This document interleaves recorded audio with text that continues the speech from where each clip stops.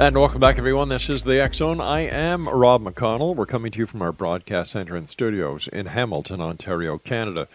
And if you're just joining us for hour number 2 of tonight's show, welcome. And if you'd like to find out more about the X Zone Broadcast Network and the fine programming we have available for you 24/7, 365, visit www.xzbn.net.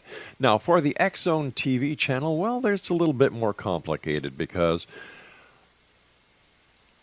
let me try to explain it to you. It depends where you are in the world. There you go. If you'd like to watch us on SimulTV, www.simultv.com, we're channel number 21. Now, we're also on Comcast, we're also on iLaunch, we're on Jungo TV, and we're distributed around the world by SimulTV as well as Globecast. Wow, we're growing, thanks to you, the members of the X Zone Nation. Our guest this hour is Nicole Strickland, and Nicole currently resides in California and has been innately intrigued with the paranormal since childhood, having thus studied the field for many years. She has been actively investigating historical landmarks and private residences for paranormal activity since the early 2000s, after a profound experience with the spirit of her beloved grandmother. Joining me now is Nicole Strickland. And Nicole, welcome back to the X Zone. Great having you with us. Thank you so much for having me tonight. It's an honor to be back on. Thank you. Geez, you've got me blushing. Stop that. That's always a good thing, right? It is. For the listeners who did not have the pleasure of hearing you the last time, tell us a little bit about yourself and your quest within the paranormal. Oh, absolutely. So I have always told people that I think I was born into paranormal research. What I mean by that is I've always had an innate fascination and intrigue with the realm, and I was born in Huntington Beach, California. I'm currently living in San Diego now. And so I was born in Huntington Beach, and then my dad got a job in Las Vegas, Nevada. So I moved from Huntington Beach to Las Vegas, Nevada, and lived there until I was around 7 years old. And at that house that we lived in, I had some really odd experiences there that I couldn't explain. And my parents were very open to my experiences. I'm sure that they thought when I was around 3, 4, and 5 years old that I was probably, I guess, interacting with an imaginary friend. Now that I'm an adult and I've been doing a lot of research now for 20 years, I do honestly feel that I was interacting with spiritual energy of some sort. And so that interest stayed with me growing up into the middle school years and in my high school years and even into my college years. I got my hands on any book or article that I could read, and I had a very unexpected yet profound encounter the senior year of my college times at the University of Arizona. And it was one of those experiences that I never imagined that I would have. It just occurred. And so my mom's mother, so my maternal grandmother, and I share this story a lot on radio shows. So for those that haven't heard, she was diagnosed with congestive heart failure in 2001, so my senior year of college. And she called me, my grandmother, her name was Helen. Helen called me the day before she passed, just wanting to ask me how I was doing. And I told her I'm fine, busy with school. And I talked with her about 10 minutes and then hung up the phone. And then the next afternoon, I got a call from my mom letting me know that she had passed in the early hours. So of course I was extremely devastated. I was very close to Helen. And so I flew back out to San Diego to be with the family for a couple of days. And so once that weekend passed, I went back out to Tucson, Arizona, where the University of Arizona is based. And not right away did this start, but after about a week, I started experiencing odd phenomena in my apartment that I had never experienced prior. The doorknobs of my bedroom door and the front door would rattle and twist and turn by themselves. And I thought, oh, it's my neighbors. It's some sort of vibration caused by my neighbors. So I did these various tests, and I couldn't explain. I just couldn't come up with a logical explanation for why that was happening.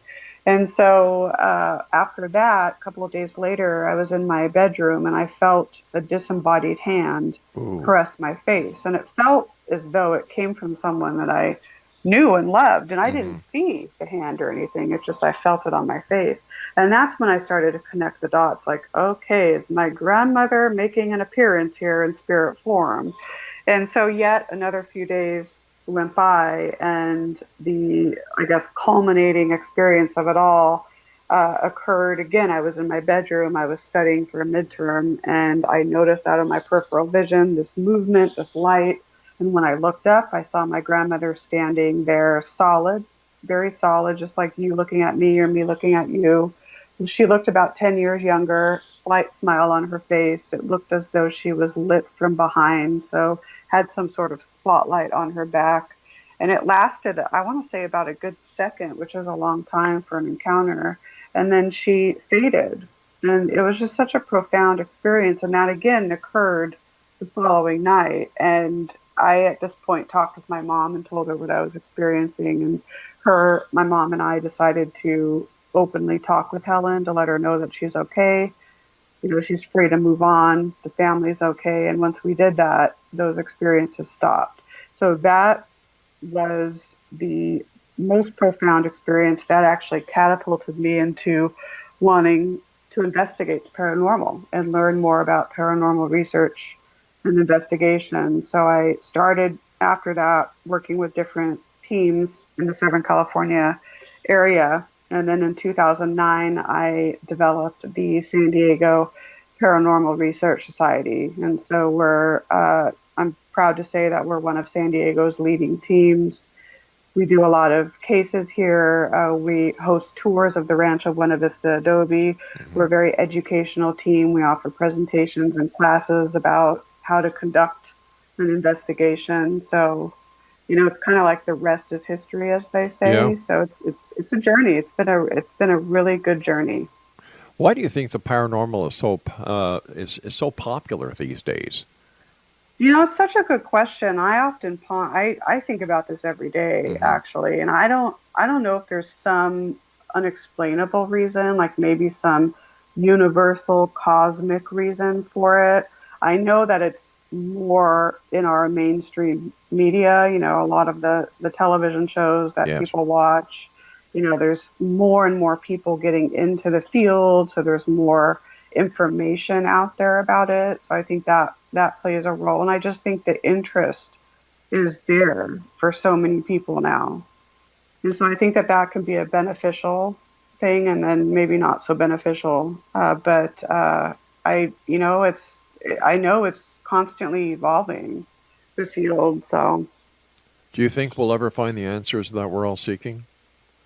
oh gosh, again, I think about this too, almost on a daily basis. I'm not so sure. I mean, I question, is it supposed to remain elusive until maybe we're departed and we've reached that level? I don't know. I mean, I know that there's ways and there's more advances technologically to maybe where we can develop more hypotheses and methodology to test, but I'm not so sure if we're ever going to find the answers. We I, uh, haven't yet. y- So, I, I think about that all the time. I often wonder if it's because we're not thinking outside of the box. We're trying to use modern technology, modern means, and modern Right. techniques on a phenomenon that is so old that Right. what we're using is totally antiquated and not applicable to what we're looking at. Listen, you and That's I have to, actually yeah. excellent point. Excellent. Nicole, you and I have to take our first break. Please stand by. And Exonation Nicole Strickland is our special guest this hour. If you'd like to find out more about the San Diego Paranormal Research Society, their website is San Diego paranormalresearch.com. And Nicole and I will be back on the other side of this break as we continue talking about the world of the paranormal and the science of parapsychology. And we're also going to talk to Nicole about her research that she's done into the RMS Queen Mary. I'm Rob McConnell. This is the X Zone, and we're coming to you from our broadcast center and studios in Hamilton, Ontario, Canada. Don't forget, every Tuesday night, the X Zone TV show on Cable 14 throughout Hamilton and surrounding areas. For more information, just go to xzonetv.com.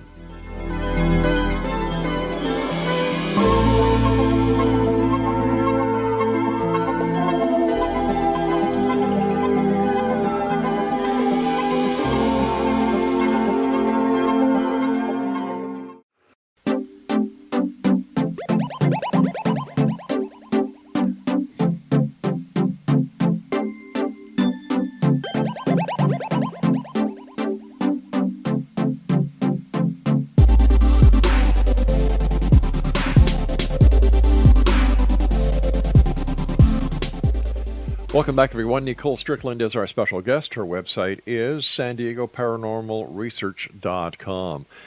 Speaking about the San Diego Paranormal Research Society, where, in your opinion, has been the most haunted place that you and your team have investigated? Oh, excellent question. I mean, we've concentrated on private residence cases throughout San Diego County. Mm-hmm. We're very selective with those types of cases for obvious reasons. In terms of historical cases, again, we've done many within San Diego County and beyond, such as the RMS Queen Mary. I would say for us, since we've spent 8 years here at this location, it's up in Vista, which is about 25 minutes north of San Diego, and it's situated right in between San Marcos and Oceanside, if you're familiar with the area. And that location is the Rancho Buena Vista Adobe. So it's one of the last remaining land ranchos here in San Diego. There's another one up there as well called Rancho Guajome. And we've spent, like I said, about 8 years now, going on 9 years at the Adobe. And we host our monthly Spirits of the Adobe historical / paranormal fundraising tours there. But we've also conducted our own private research as well. And my team's co-director, Ali Schreiber, and I have spent many hours inside this location. And my definition of a haunting is that there has to be some sort of historical connection that the ethereal entities have to that location. And I'm seeing this with the Rancho Buena Vista Adobe. So this landmark goes back to 1850 when Governor Pio Pico deeded it to Felipe Subria, who was a San Luis Rey Native American. And so since that time, or since from that time until 1989, when the city of Vista purchased the property, it has seen many owners, including noted Hollywood film director and producer Harry Pollard and his wife, silent screen actress Margarita Fisher, Isadora Bandini de Couts of the legendary Bandini family here in San Diego, Cave Johnson Couts, another pioneer in San Diego's history. So it's seen many owners and many residents throughout its time. And for some reason, we're seeing various types of paranormal activity there on a consistent basis, both visual, auditory, tactile, even and phantom smells even come in. And it's interesting because we've been able to collect some very profound, historically relevant audio files from this location. And with the whole instrumental transcommunication methodology, real-time communication, I don't put a lot of emphasis on that by itself. But when I start seeing a lot of these profound sorts of communication that we're having with us and the entities, I'm placing more emphasis on that. And for some reason, ITC seems to work really well at this location. We've had answers to some of our questions. We've been able to take certain responses that come through that are historically relevant, if you will, and we've been able to match those responses to actual history of the property. So I would say the Adobe is probably way up there on the list. And of course, the Queen Mary as well. Sure, but let me ask you a question about the Adobe. Why is it some properties or some locations like the Adobe remain haunted, while other locations, the majority of locations, may be haunted, but the haunting doesn't remain? I think, I think that there's so many theories that Mm-hmm. may explain why. I know that here in Southern California, there's the whole ley line emphasis, and I know that there's a lot of those in and around the San Diego area. It could be a geological factor going on up there. There could be some sort of portal that exists on the property, if you will. I guess it depends on whether there's a lot of residual phenomena there or Mm-hmm. if it's mostly intelligent, which in our experience, there seems to be more intelligent interaction going on at the Adobe. And I'm sure that I'm sure some of it's supposed to remain elusive. But I mean, I know there's a theory that some places that are near water or near train tracks as Mm-hmm. well may have some heightened activity. And there are train tracks nearby the Adobe, but I think we're going in on a monthly basis, uh, making an effort to communicate with the residents there. So maybe that in and of itself kind of keeps them going. So maybe it wouldn't be as active as, let's say, no team's ever gone in. So Okay. I just think there's various different factors that can maybe explain why. Do you find, since you go in there on a monthly basis and you actively seek interaction with the spirits that are there, the ghosts, do you find that they are getting to be familiar with you and the other members of your team? Absolutely. This is something that Allie and I talk about a lot. Mm-hmm. And I would say when we first started, the activity and personal experiences that we had are from, I guess, when we first started up until now, it's a vast difference. I would say, especially in the last few years, we're able to go in and we will actually hear our names called, like, Wow. hi Allie, hi Nicole, I mean, just disembodied, if you Hmm. will. And then, of course, EVP, sometimes, we don't hear it at the time, but it's captured on a recording device. We're able to almost recognize the same types of voices that come through for us on a monthly basis, which is very interesting. We've even had vocalizations coming through announcing names of past owners and or residents, such as Maria Antonia, which is she's one of the daughters of the Couts family. Isadora Bandini has come through announcing her name. There's an entity there by the name of Juan. We think that his remains were found in one of the rooms in the Adobe called the Major Domo room. But it's just so fascinating. So I think, yes, I do think that they're starting to know who we are, and they know that we go in there with respect, and they know that we go in there with good intent. And I think that makes, in a way, makes them feel comfortable to come through for us and our guests. Well, I'm very happy to hear the way that you conduct yourself because I've had the I've spoken to so many of the new type of, they call themselves researchers, but Yeah. I call them thugs, where they actually go in and they're disrespectful to the spirits Oh, and they're I disrespectful to the can't. property. Yeah. This is something that Allie and I, one of our Hmm. ultimate core values is respect and reverence. I don't care what that entity was or how that entity was in life, Yeah. assuming that entity is a deceased person like you and I. I mean, getting just the golden rule, going in, treating that location and them with respect is just absolutely necessary. Yeah, it breaks my heart Yeah. that the whole provocation and everything. It's terrible. Do you find that there are a lot more groups who are now using a demonic association with their research? Yes, and it's kind of a sore spot in my Mm-hmm. side. This is more for me as and the team. It's irritating to us, and I think there's so many people that aren't trained as researchers. Yeah. Maybe they're armchair ghost hunters, if you will. I don't even like to use that term, but they're watching these shows, Right. many of which want to give off the impression that the spirit world is nothing but evil and wicked and Mm-hmm. malevolent, and they take what they're seeing as face value, and then that gets their psyche going, and then before you know it, my team and other teams are getting requests saying, "Oh, I'm being attacked," and "Oh, there's a demon in my house," and I mean, the chances of that are so rare, Yeah.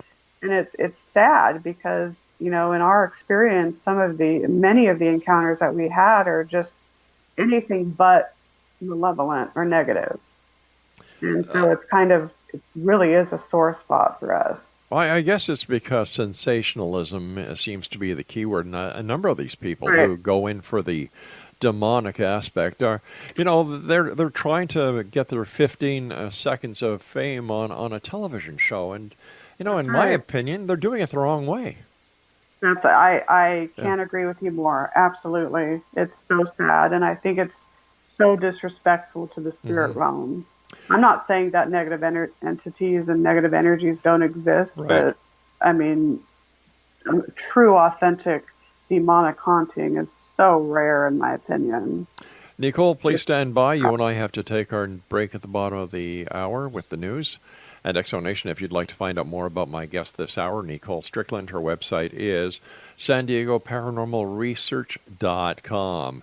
And Nicole and I will be back on the other side of this break with the news as we continue investigating the world of the paranormal and the science of parapsychology here in the X Zone with yours truly, Rob McConnell, from our broadcast center and studios in Hamilton, Ontario, Canada. If you have a question for me, same email address for the last 20 years. Actually, 30 years. Where did I just got younger by 10 years. Let's try this again. For the last 30 years, Xzone at xzoneradiotv.com.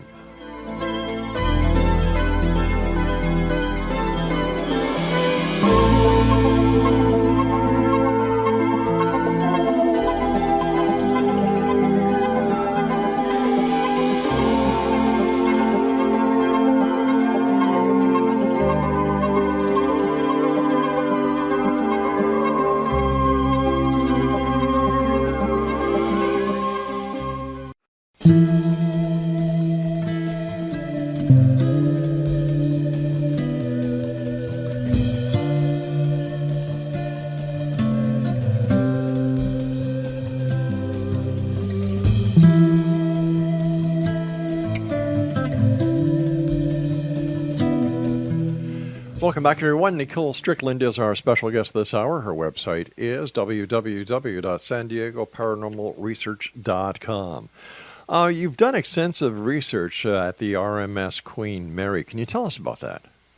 Oh, absolutely. I've actually spent about 15 years now, going on 15 years, both historical Mm-hmm. and paranormal research of the liner, and I've written 3 books about the ship, which are all sold on board as well, and of course on Amazon and Barnes and Noble. The Queen Mary is one of those locations. It's extremely near and dear to my heart. I first glimpsed the ship back in the year 2000 when I was here on spring break, and I went on a short 3-day cruise with my friend. There's a Carnival cruise port adjacent to the ship, and I just remember seeing it for the first time, and I said to myself, I will be back someday. And so that day came around 2005, and I remember stepping on board on A deck, which is one of the hotel decks on board, and I Mm-hmm. just had this very, very strong feeling like I've been to the ship before, but that was my first time. A lot of people, there was someone that I met that does past life regression and seems to think I have some sort of past life with the ship somehow, and I think that might be a possibility.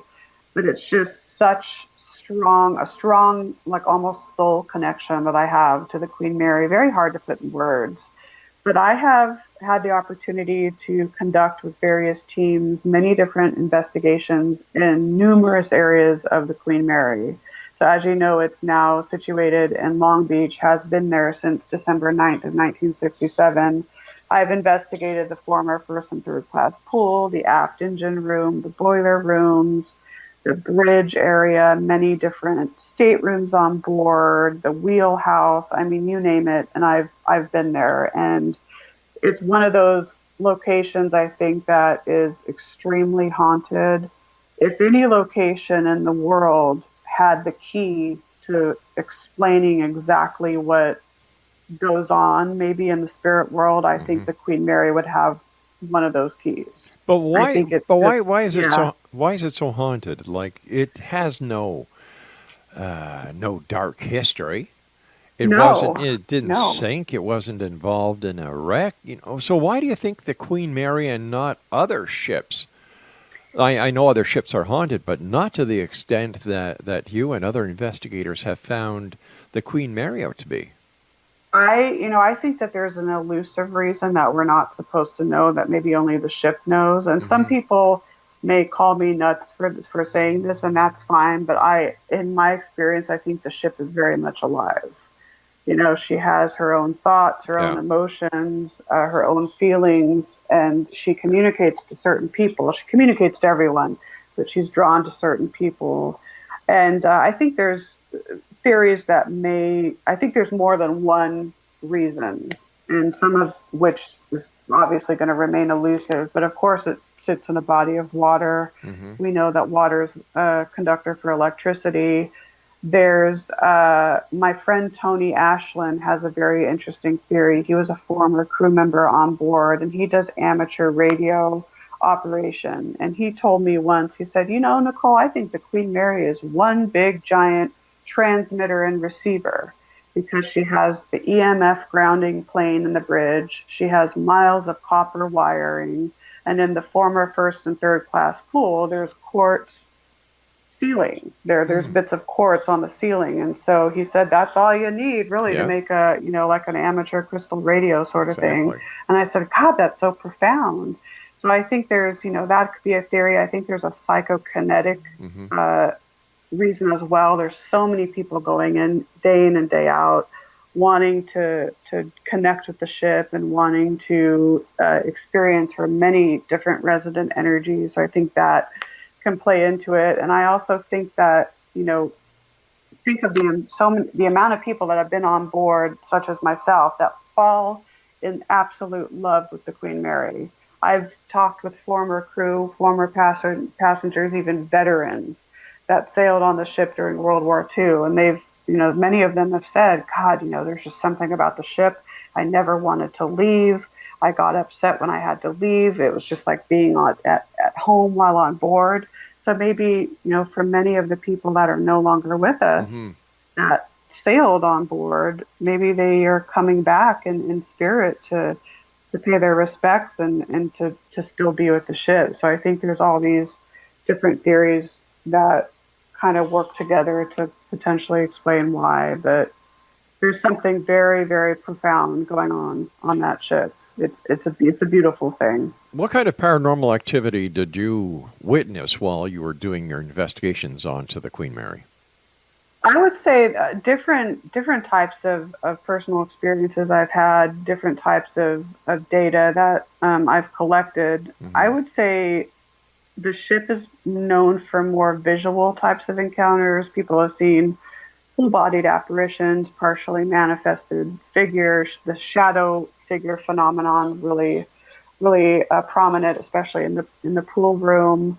Uh, let's see, EVP captures audio, and I would say audio and visual are the two prolific types of, I guess, data that you can collect on the Queen Mary. Many different disembodied vocalizations, various EVP captures. Let's see, ITC sometimes, depending on where you are on the ship, seems to work, especially in the RDEC forward area, in the rope locker area. People have had phantom smells, such as cigar smoke. And there's a lot of the soldiers used to smoke when they were on board. Winston Churchill sailed on the ship many times during the war. M deck was reserved for him, and he was known to smoke his cigars. So there's all these different types of paranormal phenomena. In my experiences, though, visual and auditory seem to be the most prolific. Hmm. It's amazing. It certainly sounds amazing. And Yes. what was it like the very first time? I mean, besides having the experience of your grandmother Helen when you saw her after she had departed for that 1 second, what was it like after you saw another apparition that could not be thought of? Well, it was my grandmother. I missed her. I saw her, but an apparition or a paranormal experience that had no direct connection with you whatsoever. What was that like? It was still very fascinating to me. Hmm. And of course, see, I'm a very analytical type of person. And of course, if when I and I've had many sightings of apparitions, including some of my most profound being on the Queen Mary, and my mind starts asking questions. Like who is, Hmm. if I don't know maybe who the person is, like who is this person? Right. Why am I seeing this person? Is this an intelligent interaction? Is it just meant for me to see this person? So my mind starts going in overdrive. And even though I may not have ever obviously met this person and know who this person is, it's still very important to me because it's something that, I least expect, number one, but number two, it makes me want to find out and more about who he or she may be. So it's, yeah, and I find too in my research that our senses. I think if we ignore our senses, that can be to our detriment. I think it's very important to use our senses when doing this sort of research. And I've noticed that my clairvoyant abilities have increased tenfold, I guess, doing paranormal research. I'm seeing more and more, you know, anomalies with my eyes, and it's so intriguing. Do you think that's because you're using it more, that you're actually fine tuning your own abilities? I think so. I think so. Sometimes I equate it to like a sport in Hmm. that everyone can kick a ball. Yes. But, the more you practice kicking that ball, the better you're going to fine tune it, like you said. And so that's kind of how I explain it. I absolutely think because I'm using it more, I'm developing that skill, so to speak. And I think everyone has the ability to be intuitive or to interact with an ethereal entity. Just it takes some work and more practice. I would imagine the hardest part of learning how to communicate or to have the experience is to actually believe. Open up your heart, open up your mind and your ears to the possibility of it happening. Right. That's a big key right there, and I have done that. I mean, I think it's Hmm. you have to be open minded. There has to be a healthy dose of skepticism when Sure. doing this work. If you go in so close minded, you may be, in a sense, closing the door to having very profound, unique experiences. Nicole, you and I have to take our final break. When we come back, I'd like to talk to you about some of the historical investigations that you've done. And Sure. let me ask you this question, and I'll give you a couple of minutes to think about it. Is there a difference between investigating a residential haunting or residential paranormal experience compared to the historical sites that you do? We'll be Yes. back on the other Yeah. side of this break, so please stand by. And Nation, if you'd like to find out more about Nicole, or if you'd like to find out more about the books that she's written, where you can buy them, visit her website at www.san diego paranormalresearch.com. And for information on the Spirited Queen Mary, visit the website and blog spiritedqueenmary.com. I'm Rob McConnell. Nicole Strickland and I will be back on the other side of this break as we wrap up this hour here in the X Zone from our broadcast center and studios in Hamilton, Ontario, Canada.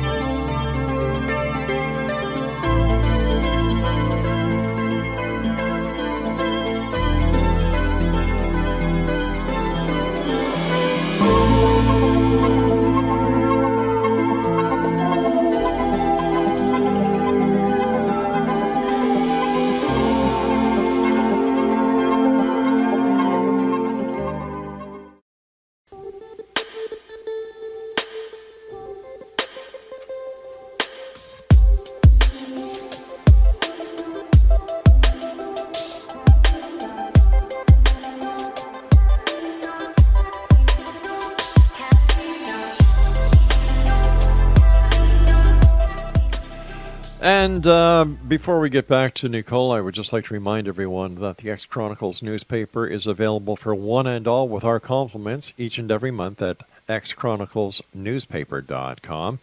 And for if you're somebody out there and you're looking for a paranormal researcher, if you're looking for somebody who deals with UFOs, whatever the case is within the world of the paranormal and the science of parapsychology, go to the X Zone directory of who's who. Now, it's online. We also have a digital version. We also have a print version. But go to the one online. The website is www.xzonedirectory.com/sindex.html. And you'll be able to use the search engine, look for the person that you're looking for, look for a group, look for a team in your area. No matter what you're looking for, it's right there. Now, if you'd like to have your team or yourself listed in the directory, xzdww.net.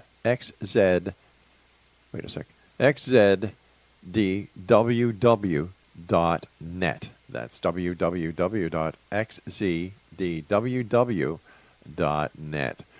All right, Exo Nation, our guest this hour is Nicole Strickland. First of all, Nicole, I want to thank you ever so much for joining us. Great talking to you, and thanks for sharing time with us.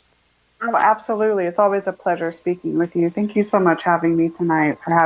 Oh, it's our great pleasure. Nicole, before we went to the commercial break, I asked you, is there a difference when you and your team are researching or investigating a residential haunting or paranormal activity compared to a historical site, whether it's a haunting or a paranormal activity? Excellent question. There are various differences. So, of course, if your methodology that you use may be similar. The equipment that you use may be similar. You're going to do your vigil work and that sort of thing. The evidence review and data analysis process is going to be similar.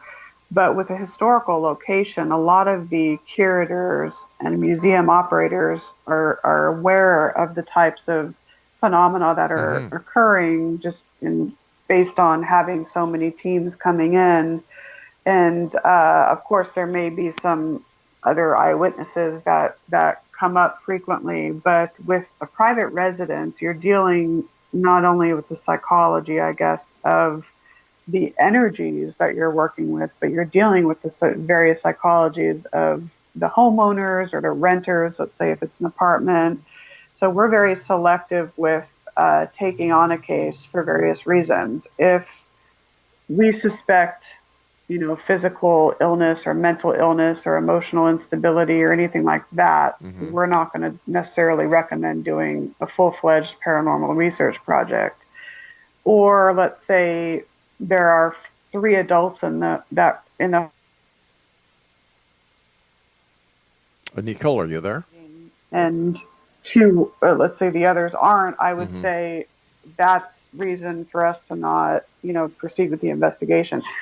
Private residence work is a lot like, I would say, social work. So you have to take into account a lot more than just your typical going into a historical location and setting up your equipment and conducting your various methodologies. So there's, the client interview process with private residence cases is a lot more extensive.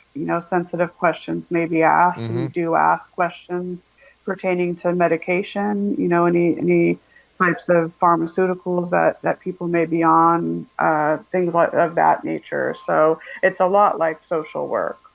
So where do you find you get the most cooperation? Do you get the most cooperation from the residential people, or do you get the most and better cooperation from the historical sites? I would say it's pretty much every historical site that I've investigated has been extremely cooperative, and businesses as well. Sometimes with private residence cases, you may get a request that they're interested in having us come out. Our policy is to have them fill out our investigative request form, which has some interesting questions on there. And we ask them, of all clients, PR clients. We'll ask them to do that. Once we receive that, we'll schedule a phone interview. A lot of times we won't get those requests. So sometimes it may just be someone that's, I mean, this is just an example off the top of my head, but maybe watched a scary movie or maybe watched a ghost show, and then, the mind started playing tricks on that person, and then the person thinks that he or she has a ghost in his or her house and then Right. contacts us, but it never really goes anywhere. So there's out of, I would say, 100% of the private residence cases that we've done, there are several that never really turned into anything. Nicole, So when it comes to you and your team doing investigations, whether residential or historical, what is your preferred methodology and why? I think that we blend, using the various audio methodology, EVP work, real-time spirit box, ITC work, vigil. I think doing vigils are extremely important. I don't see enough teams doing this. And in my opinion, a vigil needs to be done at the beginning and during the middle and throughout and at the end. And so that's getting a sense of the environment before you even start doing a bunch of experiments, getting a sense of the environment Mm-hmm. and letting your own intuitive senses get adjusted to the environment, just kind of observing with all of your senses. I think that will help with other types of methodology that you do later on during the investigation. So that's something that we use a lot. And I don't see it. I see a lot of teams setting up and immediately jumping into investigating. And I'm like, whoa, did you guys get attuned to the environment yet? It's something that I think is very important and often overlooked. We've had really good luck with blending metaphysical types of devices like divining rods, Mm-hmm. using pendulums, various crystals in our work. We've had good luck blending that in with environmental monitoring devices or other types of equipment, cameras, video cameras, audio recorders, if you will. So we tend to blend the metaphysical, the intuitive, and the scientific. Some people don't like to use the word science, paranormal research, but when I say scientific, I mean what I mean is using various technology and applying the scientific, I guess, Methodology, yeah. principle. So that's what we use. I think by using all three of those, you get a more holistic, I Mm-hmm. guess, approach and a more broad approach to your research. Where do you see the investigations into the paranormal 10 years from now? Oh my goodness. I think about this too. I think that we're at a crossroads. I think that the field can really advance or it can be set back, obviously, due to the sensationalism and, Mm-hmm. and whatnot. I think that, and depending on if you're more of the ghost hunter versus the paranormal research, because there's a different psychological mindset between the two, in my opinion. But for us paranormal researchers, I think that more hypotheses are going to be tested, more methodologies are going to be developed, obviously more advances in technology that may work against us and may work for us. It just depends. I'd like to. I'd hope that there's more of a unified collaboration. I'm seeing kind of a discourse with, or kind of a, what's the word I'm trying to, can't think of the right word, but I still see that lack of unity among groups, and I'm hoping Oh that yeah, big that time, eh? improves. Yeah, like I use an example when I talk to the different groups, as well as not only in the paranormal field, but in the Bigfoot and research, as well as UFOs. When I was a cop, we would share information with other law enforcement agencies Of because the course, more people you have looking, the faster you're going to get to the results. And for the absolutely. different groups not to want to share the information that they have because they want to have the smoking gun and they think that they're going to get all the glory, I find Right. that childish. It is. Tell me about it. It absolutely is. I mean, there's the word that I use a lot is ego. Big It's time. like oil and water. It just doesn't, you can't be an egotistical, narcissistic type of team and expect to, work well in this Yeah. sort of environment. It just doesn't work. The time has come, my dear friend, when you and I must say so long, but let our listeners know how they can find out more about you and where they can buy your books.